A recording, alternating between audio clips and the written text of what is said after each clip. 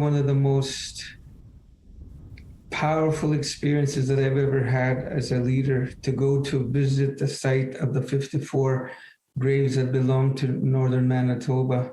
It was very emotional. In the past week, Grand Chief Jerry Daniels and Grand Chief Garrison Setti visited the former residential school in Brandon, Manitoba, roughly 200 kilometers west of Winnipeg. Now they've come together to share their feelings and to talk about where to go from here.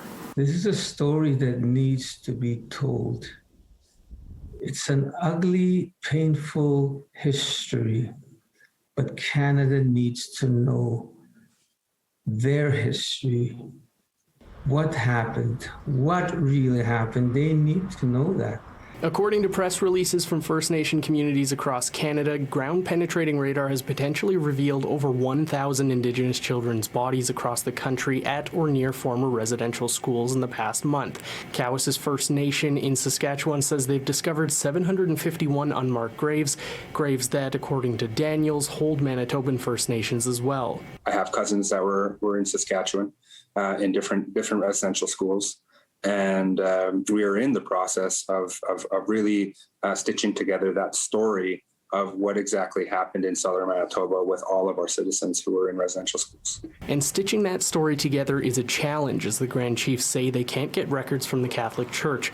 On Monday, the province pledged $2.5 million for identification and investigation of residential school burial sites in Manitoba. It is the truth, and we need to look at it, but we also need to focus on the reconciliation part. And that's where we're going to continue to go. We ought to be moved to action.